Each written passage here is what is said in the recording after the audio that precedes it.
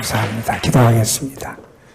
하나님, 하나님을 예배하는 이 시간, 우리의 마음이, 생각이, 우리의 몸이, 우리의 영이 하나님을 향할 수 있도록 인도해 주시고, 주님의 만지심과 사랑의 손길을 경험하는 저희들 되게 하시고, 우리의 심령이 하늘의 영과 주의 권능으로 채워질 수 있도록 인도하여 주옵소서.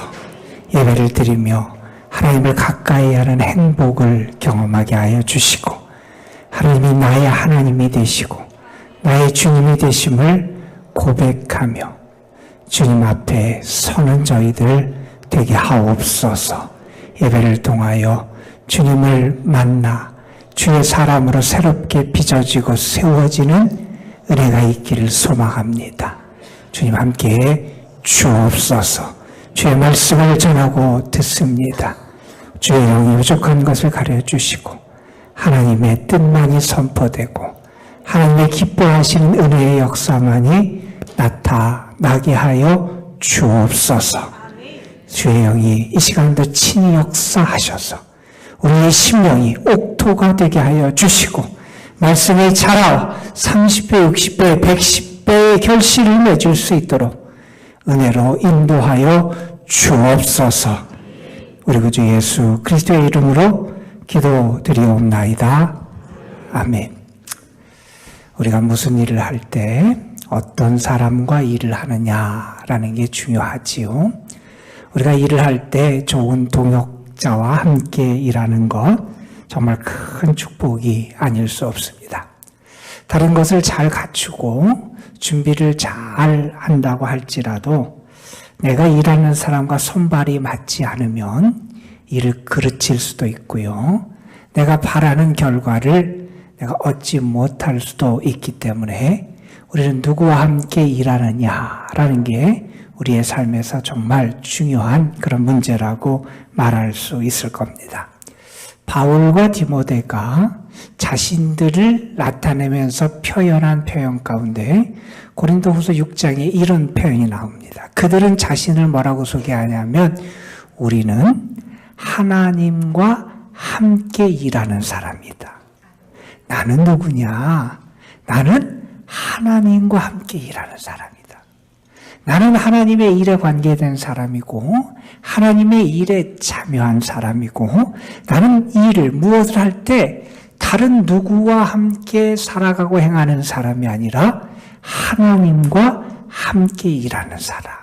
여러분, 우리 신앙인은 하나님과 함께 일하는 사람이에요. 나 혼자 걸어가는 인생도 아니고 나 혼자 내 힘으로만 살아가는 인생이 아니라 우리는 하나님과 함께 하나님의 일을 하며 또 하나님과 함께 우리의 삶의 여정을 걸어가는 하나님의 사람이다 하는 사실을 우리는 분명히 기억할 수 있어야 합니다. 여러분, 하나님의 일을 하려면 우리에게 필요한 모습이 있을 거예요. 어떤 사람이 하나님의 일을 하는 사람일까? 우리가 생각해 볼 때 먼저 이런 생각을 할 수 있을 것 같아요. 하나님의 사람은 무슨 일을 만나도 흔들리지 않아야 돼요. 그리고 무슨 일을 만나도 낙심하거나 좌절하지 않고 하나님의 역사하심을 바라보고 믿을 수 있어야 돼요. 여러분, 우리는 어떻습니까? 조그만 어려움이 오면 흔들려요. 우리가 하나님의 일을 할 때 우리를 흔드는 일이 참 많을 거예요. 우리를 그 일을 못하게 하고 우리의 삶을 무너뜨리고 우리의 헌신을 무너뜨리려고 하는 수많은 유혹을 만나게 돼요. 그런데 하나님의 사람은 그 어떤 상황과 형편에도 흔들리면 안 된다는 거예요. 왜요? 하나님의 살아계심을 믿고 하나님의 능력을 믿고 하나님의 역사하심을 내가 믿고 하나님의 일하심을 내가 경험하며 살기 때문에 우리는 흔들리지 않고 살아갈 수 있다는 거예요. 수십 년 전의 이야기예요. 미국에서 있었던 일이에요. 어떤 분이 있었어요. 그분은 60대였어요. 그 당시에. 그분은 무언가를 발명하고 연구하는 분이라 그분에게는 연구실이 있었어요. 그런데 어느 날 그분의 연구실에 불이 났어요. 다 탔어요. 그 당시에 피해액이 엄청난 피해액인데 $200만 그래요. 지금에도 24, 5억인데 그 당시 금액으로 막 엄청난 그런 큰 피해가 났던 거예요. 우리 같으면 낙심하고 절망하고 좌절하고 왜 나에게 이런 일이 벌어졌느냐? 그렇게 탄식할 텐데 그분은 이런 이야기를 했다 그래요. 낡은 건물과 시설의 연연하는 내 좁은 소견을 깨우치게 하시려고 하나님이 깨끗하게 청소해 주셨습니다. 하나님이 내게 새 것을 주실 겁니다. 그 상황에서 좌절하지 않아요. 낙심하지 않아요. 왜? 하나님을 믿으니까. 하나님의 선하심을 믿으니까. 하나님이 일하심을 믿으니까. 그 속에서 하나님의 뜻이 있음을 믿으니까. 흔들리지 않는 그런 삶을 살아가더라 하는 거예요, 여러분. 여러분, 하나님의 일꾼은 또한 어떤 고백이 있어야 되냐 하면 하나님의 일꾼은 나의 주인이 하나님이다 라는 고백을 할 수 있어야 돼요. 우리는 하나님의 일꾼이라 그러면서 자꾸 사람의 일꾼이 될 때가 있고요. 세상 다른 것의 일꾼으로 살아갈 때가 있어요. 내 주인이 하나님임을 참으로 고백하지 못할 때가 많이 있다는 거예요. 여러분, 바울이 예수님을 알고 예수님을 만나고 영접한 다음에 그런 많은 것을 버렸어요. 아니, 그의 모든 것을 버렸다고 말할 수 있을 거예요. 예수님을 만나기 이전에 바울은 내세울 것이 많았던 사람이에요.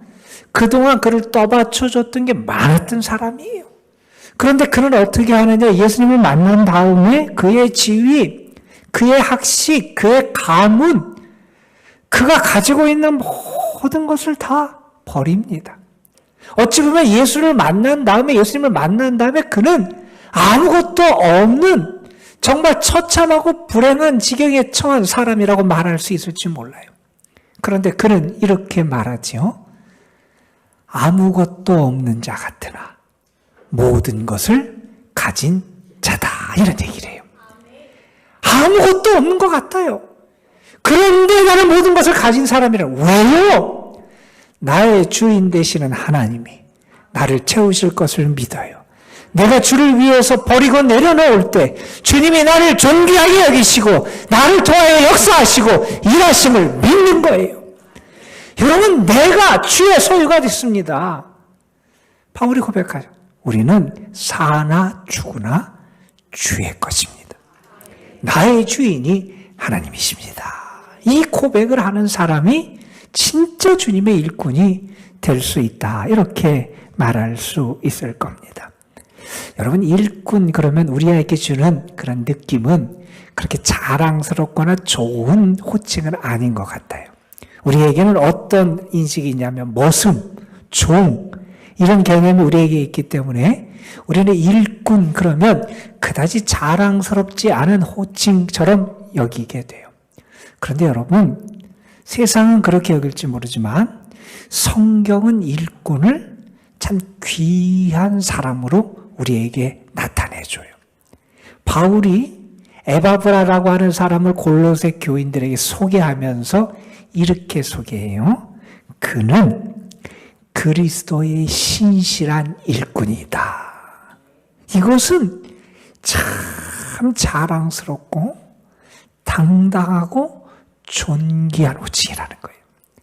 바울은 이런 표현을 많이 써요. 나는 교회의 일꾼이 됐습니다.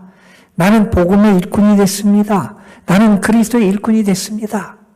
바울이 이렇게 일꾼이라는 표현을 아주 자랑스럽고 당당하게 쓸 수 있는 이유는 뭐였냐면 그가 왜 일꾼이 되었는지를 표현하는 그의 표현에 나타나요. 그는 이렇게 얘기해요. 내가 교회의 일꾼이 되고 복음의 일꾼이 된 것은 하나님의 말씀을 이루려 합니다. 이런 얘기를 해요. 나는 어떤 일을 하는 사람이냐? 하나님의 뜻을 이루고 하나님의 말씀을 이루는 사람이라는 거예요. 나는 그 사람 누구의 그러한 뜻과 누구의 말을 이루기 위해서 일하는 사람이 아니라 나는 하나님의 뜻을 이루는 사람이고 나는 하나님의 뜻을 성취하는 그런 사람이다. 그러니 그는 이 일꾼이란 표현을 아주 자랑스럽고 아주 당당하게 사용할 수 있었던 겁니다. 여러분, 우리가 하나님께 감사할 이유가 참 많아요. 저는 여러분이 감사하는 사람이 됐으면 좋겠어요. 감사를 잊어버리지 않았으면 좋겠어요. 우리는 감사할 이유가 참 많아요. 그런데 여러분, 우리가 감사할 이유 가운데 하나는 내가 하나님을 위해 살아가는 하나님의 사람, 하나님의 일꾼이 된 것을 감사할 수 있어야 돼요. 여러분 한번 생각해 보세요. 여러분이 마귀의 종이 됐다고 생각해 보세요. 여러분이 사라져 없어져가는 썩어져가는 것들의 종이 돼서 그 일꾼이 됐다고 생각해 보세요. 그런데 우리가 하나님을 위해서 하나님과 함께 살아가는 하나님의 일꾼이 되었습니다. 이건 정말 우리가 감사해야 될 거고 우리가 정말 가슴 벅차하며 기뻐해야 될 일이라고 우리는 분명히 믿어야 된다는 거예요. 여러분, 하나님의 일꾼 된 것을 감사함으로 여기시기를 바라고 하나님의 일꾼으로 합당하게 살아가서 하나님의 영광을 올려드리는 여러분이 되시기를 주님의 이름으로 축원합니다. 여러분, 오늘은 하나님의 일꾼에 대해서 좀 묵상해 보려고 그래요. 그런데 오늘 본문의 말씀을 묵상하기 전에 우리가 먼저 기억해야 될 신앙의 원리가 있어요. 그게 뭐냐면 이런 거예요. 우리가 신앙생활을 시작할 수 있었던 건, 그리고 우리가 지금 이 자리에 앉아 있을 수 있는 그 출발점은 우리에게 있지 않아요. 내가 선택하고 내가 결단하고 내가 마음 먹어서 하나님 앞에 나왔다고 생각할지 모르지만 여러분, 사실 우리가 이렇게 신앙생활을 시작할 수 있고 우리가 이렇게 하나님 앞에 나와서 예배드릴 수 있고 우리가 이렇게 살아갈 수 있는 것은 먼저는 하나님이 우리를 불러주셨기 때문이에요. 우리는 이 은혜를 알아야 돼요. 하나님이 나를 불러주셨어요. 그런데 신앙의 여정은 부르심에서 머물러서는 안 돼요. 하나님은 부름을 받은 사람들을 어떻게 하시느냐? 가만두지 않으세요. 그들을 훈련시키세요. 교육시키세요. 양육시키세요. 말씀을 읽게 하시고 기도하게 하시고 헌신하게 하시고 은혜 가운데 그들이 자라갈 수 있도록 하나님이 그들을 교육시키고 훈련시키는 양육의 과정을 가지세요. 이거 중요해요. 우리가 부름받은 자리에만 머물러서는 안 돼요. 내가 훈련받고 준비된 사람이 돼야 된다는 거예요. 내가 양육받는 사람이 돼야 된다는 거예요. 부르심을 받는 것도 중요하고 부르심을 받고 양육되는 것도 중요해요. 그런데 우리의 신앙의 여정은 또 거기에만 머물러서는 안 돼요. 하나님이 왜 나를 부르셨느냐? 하나님이 왜 나를 훈련시키셨느냐? 하나님이 나를 부르시고 훈련시킨 이유는 다른 게 아니라 나로 하여금 주님의 일꾼이 되게 하시려고, 나로 하여금 그리스도의 증인으로 살아가게 하시려고, 나로 하여금 주님의 제자가 되어서 주님의 일을 하는 사람으로 살아가게 하시기 위하여 나를 부르셨고 훈련시키셨고 그리고 나를 보내신다 하는 사실이에요. 우리는 부르심을 받고 훈련을 받고 그리고 나아가서 파송을 받는 그런 신앙의 과정을 거쳐야 된다는 거예요. 우리가 이것을 잘 인지하고 있어야 돼요. 그러니까 우리는 부르심을 받은 사람이 되어야 있고 또한 훈련받은 사람이 될 뿐만 아니라 나아가서 일하는 파송된 주의 사람으로 살아가야 한다는 거예요. 그리고 또 하나 우리가 기억하고 알아야 될 하나의 원리는 이런 거예요. 예전에는 사람들이 어떤 생각을 했냐면 특별한 사람만 하나님을 섬긴다고 생각했어요. 성직자, 사제 혹은 제사장 이런 특별한 사람만 하나님을 섬기는 일을 한다고 생각했어요. 그런데 여러분, 성경을 봐도 그렇고 우리 종교개혁자 마틴 루터가 이런 얘기를 했어요. 만인 사제직, 만인 사제설. 모든 사람이 하나님을 섬기는 사제라는 거예요. 특정한 사람, 성직자만이 아니라 역할과 기능은 다를지 모르지만 하나님을 섬기고 하나님의 일을 하고 하나님의 역사를 이루는 데는 그 구분이 없다는 거예요. 모든 사람이 하나님의 일을 하는 사람으로 부름받은 사람이라는 거예요. 우리가 그것을 기억할 수 있어야 한다는 겁니다. 여러분의 신앙인은 교회를 다니는 사람으로 머물러 있어서는 안 돼요. 교회를 다니는 것도 중요해요. 그러나 여러분, 신앙인은 부름받고 훈련받고 파송된 사람으로 하나님의 일을 하는 나는 하나님의 일꾼이다 하는 것을 알고 일꾼으로 살아가는 게 신앙인의 삶이라는 거예요.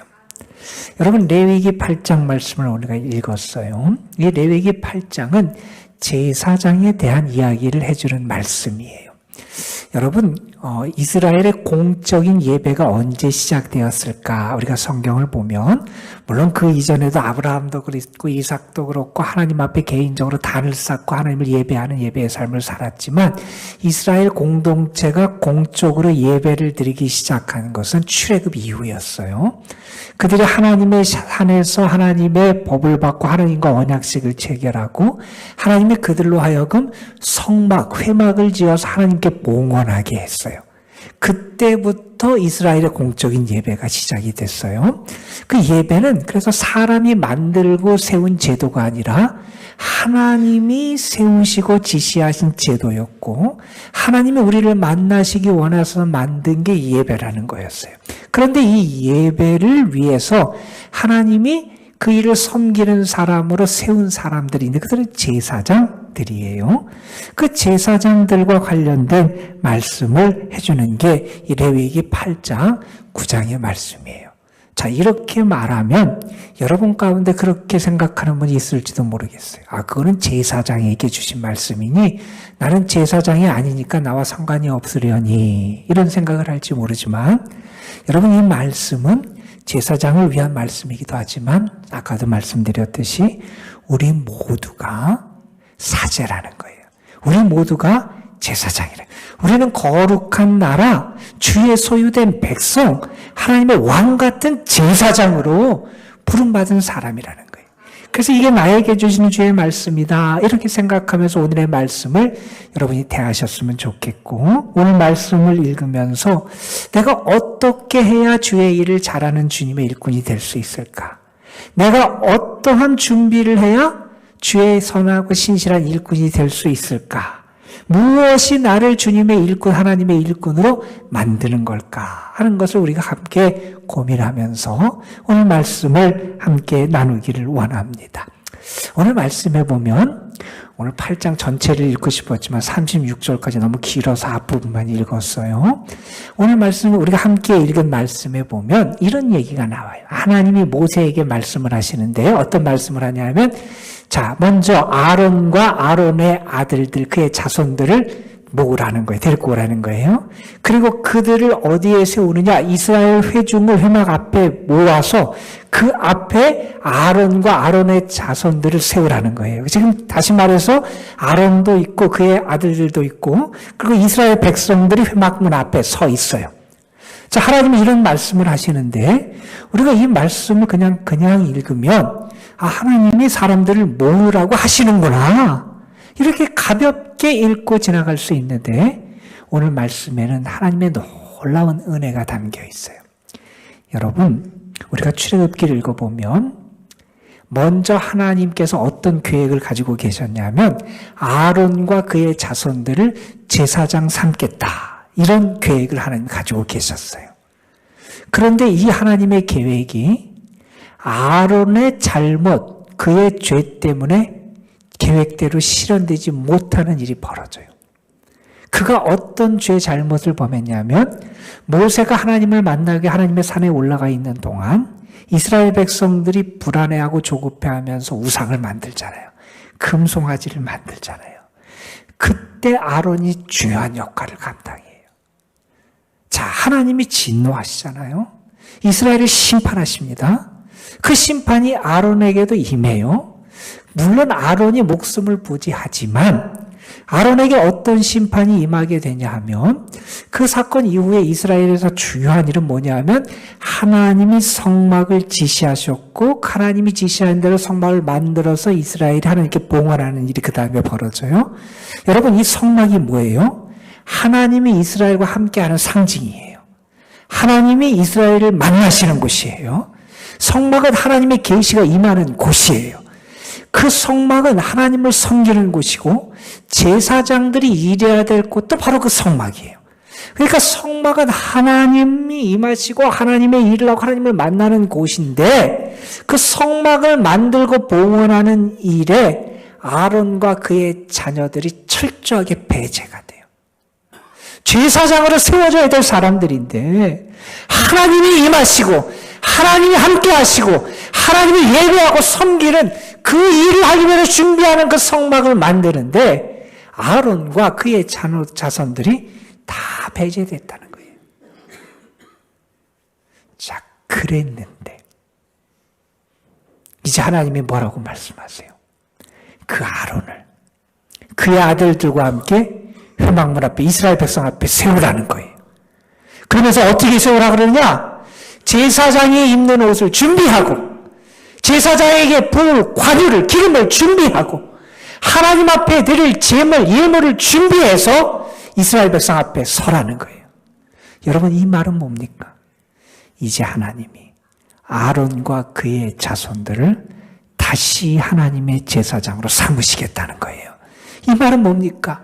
하나님이 아론과 그의 자손들을 용서하시겠다는 거예요. 여러분 아론이 자격이 있어서 아론이 흠이 없어서 그가 대단한 능력을 가져서 하나님이 그를 이스라엘의 제사장 삼으신 게 아니라는 거예요. 하나님 앞에 죄를 졌어요. 하나님 앞에 설 수 없는 사람이었어요. 자격이 없는 사람이었어요. 그런데 하나님이 그를 용서하시는 거예요. 다시 그에게 기대하시는 거예요. 그에게 일을 맡겨주시는 거예요. 그에게 하나님의 은혜가 임하는 것이고 하나님의 은총이 임하는 거라는 거예요. 여러분, 우리가 하나님의 일을 하거나 직분을 받거나 우리가 주님의 사람이 된 건 우리의 이력서가 좋기 때문이 아니에요. 우리의 자격이 좋기 때문이 아니에요. 우리가 흠이 없어서가 아니라는 거예요. 하나님이 용서해 주셔서고요. 하나님이 참아주셔서 하나님이 또다시 기회를 주셔서 우리에게 그러한 은혜 때문에 내가 하나님의 사람이 되고 일꾼이 됐다 하는 사실을 우리가 알고 고백할 수 있어야 된다는 거예요. 여러분, 하나님의 일꾼은 하나님의 은혜로 세워진 사람이라는 거예요. 꼭 우리가 고백하고 기억해야 돼요. 자, 그 다음에 오늘 읽은 말씀 다음에 등장하는 것은 뭐냐면 아론과 그의 자손들, 다시 말해서 앞으로 제사장의 일을 감당할 사람들을 하나님이 성별하는, 거룩하게 하시는 작업이 그 다음에 등장을 해요. 어떤 과정을 하냐면 그들을 씻겨요. 옛옷을 벗기고 씻기고 새 옷을 입히고 흉배를 띄우고 그들에게 머리에 관을 씌워요. 그러니까 옛옷, 지금까지 입고 있던 세상의 옷, 지금까지 입고 있던 죄악의 옷, 지금까지 내가 붙잡고 있었던 그 옷을 벗어버리고 씻고 깨끗한 옷을 하나님이 입혀주신다는 거예요. 새 옷을 입어요. 그 다음에 하나님은 어떻게 하시느냐? 그 아론의 머리에 관유를 붓게 하세요. 모략과 향과 감람유를 섞어서 만든 관유예요. 이 관유를 바르면 그 바른 사람은 거룩한 사람이 돼요. 그 바른 기구는 거룩한 기구가 돼요. 그래서 거룩한 기구가 돼서 그 기구를 통해서 하나님을 섬길 수 있게 되고요. 그 사람은 거룩한 사람이 돼서 하나님을 섬기는 일을 감당할 수 있게 하신다는 거예요. 여러분, 이렇게 하나님이 거룩하게 하세요. 그렇게 기름을 바르는 사람에게 무엇이 임하느냐? 하나님의 영이 임해요. 그러니까 내가 거룩하게 된 다음에 하나님이 영이 임한 다음에 나는 이제 무엇으로 일하느냐? 내 생각, 내 힘으로 일하는 게 아니라 하나님의 영의 인도하심과 능력으로 일하는 사람이 된다는 거예요. 하나님이 이렇게 거룩하게 하세요.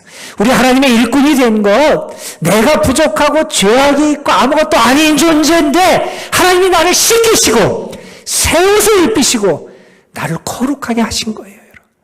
내가 성별되었다는 게 얼마나 감사한 일인지 몰라요. 하나님 우리를 성별해 주세요. 자, 그 다음에 어떤 일이 벌어지냐면 하나님은 이 제사장들로 일할 사람들을 위해서 모세에게 3가지 제사, 예배를 하나님 앞에 드리게 하세요. 예물을 가지고 오라 그랬는데 그 예물을 하나님께서 드리게 하세요. 그래서 하나님 앞에 예배를 드리게 되는데 이 하나님 앞에 그들이 드리는 이 예배를 통해서 나타나는 신앙의 고백이 있어요. 이 고백을 우리가 할 수 있어야 된다는 거예요. 하나님의 일을 하는 사람은 이 고백이 그 삶의 마음에 영혼에 살아있어야 된다는 거예요. 먼저 어떤 제사를 드리게 하느냐? 속죄 제사를 드리게 하세요. 속죄제는 죄를 씻는 거예요. 부정한 것을 정하게 정화시키는 기능을 하는 게 속죄제예요. 이게 무슨 얘기냐? 하나님과 나 사이에 막힘이 있으면 안 된다는 거예요. 죄악이 있고 부정이 있으면 하나님과의 관계가 제대로 이루어질 수 없어요. 하나님의 일을 하는 사람이 무엇이 중요하냐? 하나님과의 관계가 중요하다는 거예요. 하나님과의 관계에서 장애, 막힘이 없어야 된다는 거예요. 나의 죄 때문에, 나의 부정 때문에, 나의 더러움 때문에 하나님과의 관계 속에 장애가 있으면 안 되는데, 나의 삶에서 가장 중요한 것은 하나님과의 관계이고, 내가 그 관계를 온전하게 유지하기를 원합니다. 그래서 주님의 용서와 씻음을 내가 소망합니다. 이러한 신앙의 고백이 있어야 된다는 거예요. 여러분에게 그런 고백이 있습니까? 여러분에게 하나님과의 관계가 그렇게 중요합니까? 여러분 혹시 여러분과 하나님과의 관계에서 막힘은 없습니까? 우리 자신을 살펴보며 내가 하나님과의 관계를 회복하고 참된 고백 가운데 나갈 수 있어야 된다는 거예요. 또 이런 제사를 번제를 드리게 하세요. 여러분 번제는 다 태워서 하나님 앞에 드리는 제사라 그랬어요. 이건 무슨 얘기냐면 내가 다 드린다는 거예요. 나를 다 드린다는 거예요. 이게 무슨 얘기냐면 나는 이제 하나님께 드려진 존재라는 거예요. 나는 하나님의 것이라는 거예요. 여러분 하나님의 일을 하는 사람들에게 꼭 있어야 될 고백은 뭐냐면 나는 하나님의 것입니다. 나는 내 자신을 전체로 하나님 앞에 올려드립니다. 하나님의 것입니다라는 고백이 있어야 된다는 거예요. 이 고백이 있어야 하나님의 일꾼으로 살아갈 수 있다는 거예요. 그리고 어떤 제사를 드리는 위임제, 이건 화목제를 말해요. 화목제를 언제 드리느냐? 하나님께 감사할 때 화목제를 드린다 그랬고, 내가 하나님께 소원할 때 화목제를 드린다 그랬어요. 이건 무슨 얘기냐면 이런 거예요. 내가 하나님의 제사장으로 세움받은 거, 일꾼으로 세움받는 걸 감사할 수 있어야 된다는 거예요. 내가 하나님의 일꾼으로 세움받았으니 내가 이제 신실하게 그 일을 감당하겠다는 결단과 소원이 담겨 있어야 된다는 거예요. 여러분, 우리가 하나님 앞에 예배를 드릴 때, 그리고 하나님의 일을 할 때, 우리에게 이러한 신앙의 고백이 꼭 살아 있어야 된다는 거예요. 그런 예배를 하나님이 받으시고요. 그런 일꾼의 헌신을 하나님이 받으신다는 거예요. 나는 하나님과의 관계가 중요합니다. 막힘이 없길 원합니다. 하나님, 나는 정말 나의 삶 속에서 하나님의 것이 되었습니다. 하나님, 나는 하나님의 일꾼으로 부름받은 게 감사하고 그 일꾼으로 충실하게 살아갈 것을 다짐하고 결단합니다. 이러한 고백이 있는 사람이 진실한 하나님의 일꾼이고 그러한 고백으로 하나님께 헌신하는 사람들을 통하여 하나님이 영광 받으시는 거예요. 자, 그런데 재미있는 표현이 하나 등장을 해요. 이렇게 위임제를 드릴 때 어떤 일을 하냐 하면 피를 바르는 게 그 다음에 등장을 해요. 이게 독특하게 등장하는 이 제사장들에게 나타나는 예배, 제사의 모습인데 그 제사장을 위해서, 제사장으로 일할 사람을 위해서 드리는 이 예배에서 피를 어디에 바르냐면 그렇게 일할 사람의 오른쪽 손, 오른쪽 귀, 오른쪽 발에 발라요. 이게 무슨 의미냐면 오른쪽은 사실 전체를 상징하는 것이고 가장 중요하고 하나님의 은혜를 베푸시는 게 오른쪽이다 뭐 이런 표현들을 많이 하잖아요. 자, 이것은 무엇을 나타내면 이런 걸 나타내요. 오른손에 피를 발라요. 이제 손이 거룩해져서 이 손을 통해서 하나님의 일을 하라는 거예요. 오른 귀에 피를 바릅니다. 이제 거룩해져서 하나님의 말씀을 제대로 들을 수 있어야 된다는 거예요. 내가 듣고 싶은 대로 내 마음대로가 아니라 내 귀가 거룩해져서 하나님이 말씀하시는 것을 하나님의 말씀으로 듣고 하나님의 명령을 하나님의 명령으로 듣고 내가 제대로 들어서 그대로 살아갈 수 있어야 된다는 거예요. 이제 오른발을 거룩하게 합니다. 오른발에 피를 발라요. 거룩한 발이 되어서 하나님이 가라고 하는 거룩한 길로 나아갈 수 있어야 한다는 거예요. 여러분, 하나님께서는 이렇게 하나님의 일을 하는 사람들을 세워 가세요. 자, 그 다음에 오늘 말씀 그 다음 8장 마지막 부분에 보면 이런 표현이 등장을 해요. 이렇게 제사장으로 세움을 받는 그 의식이 며칠 동안 행해지느냐? 7일 동안 행해져요.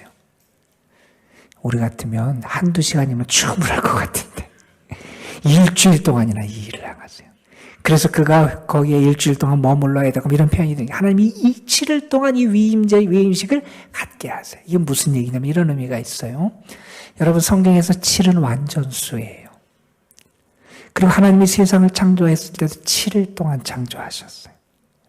한 사람을 하나님의 사람으로 일꾼으로 세우기 위해서 하나님은 7일을 사용하세요. 천지창조의 그 시간을 사용하세요. 그게 무슨 얘기입니까? 그 사람을 세우고 만들고 주의 일꾼으로 준비시키는데 하나님은 세상을 창조하는 것과 동일한 힘, 동일한 정성, 동일한 사랑을 부으셨다는 거예요. 여러분, 이건 우리에게 대단한 의미가 있습니다. 내가 그리스도인이 되고요. 내가 하나님의 사람이 되고 일꾼이 된 것은 천지창조의 역사와 똑같다는 거예요. 하나님은 우리를 그렇게 정성을 들여서 우리 아주 귀하게 주의 사람으로 세우신다는 거예요. 이걸 알면 감사하게 돼 있어요. 내가 맡아서 하는 하나님의 일이 얼마나 소중한지를 알게 돼요. 내 삶에 긍지가 생기는 거예요. 살아갈 이유가 생기는 거고요. 내가 얼마나 존귀한 존재인지를 알게 되고 하나님이 그렇게 나를 정성껏 빚으시고 만드시고 하나님의 사람 일꾼을 세우시는구나 하는 것을 알게 될 때 우리의 삶이 달라지는 거예요. 여러분, 이 세상에 많은 사람들이 있어요. 대부분의 사람들은 일이 어떻게 되든 구경꾼으로 머물러 살아가는 사람이 많아요. 그렇죠? 어떤 사람은 일이 되는 것을 방해하고 일이 제대로 진행되지 못하게 회방하는 사람이 있기도 해요. 그런데 여러분, 우리가 아는 것처럼 어떤 공동체든지 사회든지 특별히 교회도 건강하려면 일꾼이 제대로 세워져야 돼요. 여러분, 우리는 하나님의 일꾼이에요. 하나님이 나에게 은혜를 주신 거예요. 자격이 없는데 기대하시고 사랑하시고 소망으로 우리에게 맡겨주신 거예요. 은혜를 입었어요. 여러분, 감사하세요. 그리고 고백하세요. 나는 주님의 것입니다. 나에게서 그 주님과의 관계가 제일 중요합니다. 나는 이 나의 사명에 감사하고 일꾼 된 것에 감사하고 일꾼으로 살겠습니다. 나를 그렇게 존귀하게 일꾼으로 만들어주신 주의 은혜에 감사하고 살아갈 때 우리를 통해 하나님이 영광 받으시고요.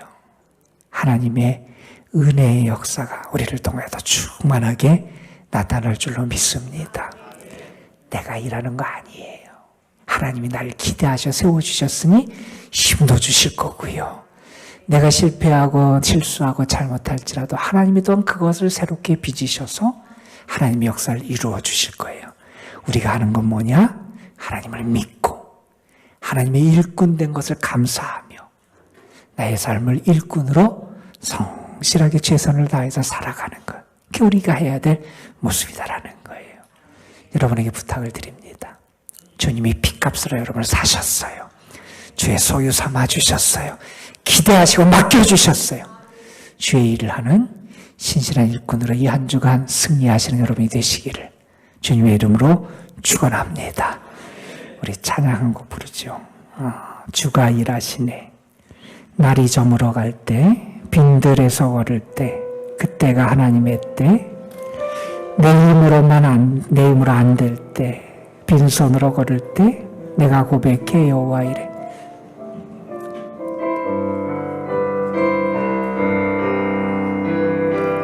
날이 저물어 갈 때 빈들에서 걸을 때 그때가 하나님의 때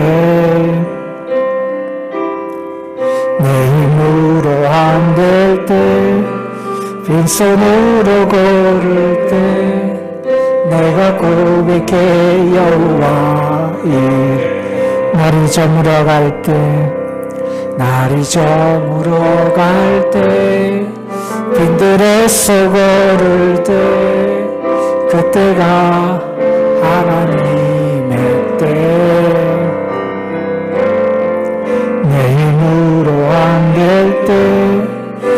빈손으로 걸을 때 고백해 여호와 이래. 주가 일하시네, 주가 일하시네, 주가 일하시네. 주께 아끼지 않는 자에게 주가 일하시네, 주가 일하시네. 신뢰하며 걷는 자에게 날이 저물어 갈 때, 날이 저물어 갈 때, 빈들에서 걸을 때, 그때가 하나님의 때. 내 힘으로 안 될 때, 빈손으로 걸을 때, 내가 고백해 여호와 이래. 날이 저물어 갈 때, 날이 저물어 갈 때, 빈들에서 걸을 때, 그때가 하나님의 때. 내 힘으로 안 될 때, 빈손으로 걸을 때, 내가 고백해 여호와 이래. 주가 일하시네, 주가 일하시네. 주께 아끼지 않는 자에게 주가 일하시네, 주가 일하시네. 신뢰하며 걷는 자에게 주가 일하시네, 주가 일하시네, 주가 일하시네. 주께 아끼지 않는 자에게 주가 일하시네, 주가 일하시네. 신뢰하며 걷는 자에게. 하나님, 우리에게 믿음 주셔서 하나님의 일하심을 믿게 하여 주옵소서. 내가 일하는 것이 아니고 내 힘으로 하는 것이 아니고 하나님이 역사하시고 하나님이 함께 하시고 도우심을 알게 하여 주시고 주와 함께 일하는 자, 주님의 일꾼으로 신실하게 부름받음에 합당한 열매를 맺으며 하나님의 영광을 드러내는 하나님의 일꾼들 되게 하옵소서. 우리 구주 예수 그리스도의 이름으로 기도드리옵나이다. 아멘.